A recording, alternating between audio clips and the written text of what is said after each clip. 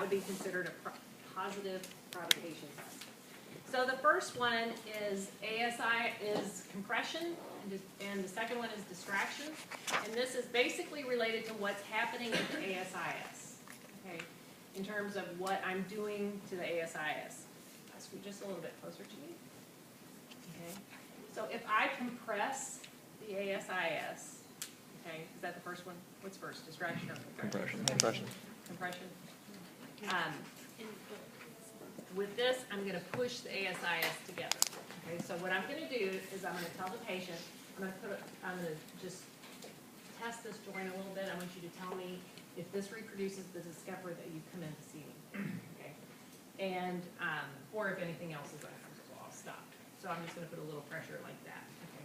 So what I will do, and you see forearm direction, I want the patient close, and I'm on. Here's the ASIS. I take both hands, okay, so that the thenar eminence is basically on the iliac crest and the ilium. And then I'm just going to push them together.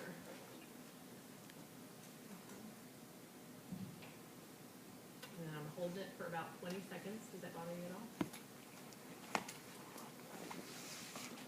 And if that reproduces that slow stretch, or that slow compression, if that reproduces for discomfort, then that's the end of the test. Okay?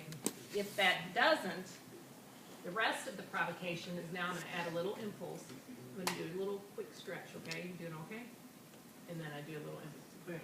You can see it, but she can feel it. Okay? So it's just pushing the ASIS together like this. Okay? So that's ASIS compression, or sacroiliac compression. And this is distraction. Cross your arms, and then I'm going to basically push the ASIS apart. Don't think about what's happening at the SI joint. It's named for what's happening at the ASIS. It's that osteopathic naming thing. Don't worry about what's happening at the SI joint. And these are like my two favorite tests of this. Well, yeah. Okay. So I'm going to do the same thing. Now with this, sometimes they can be a little ticklish. All right, so firm contact. Try to use not the real bony part of your hand. Again, I'm at the thenar eminence. Does that bother you at all? Yeah, I can tell she was guarded a little bit. So I'm just going to hold it. Does that bother you at all on your back? If it did, yeah, that hurts my low back right where I pointed to. Yeah.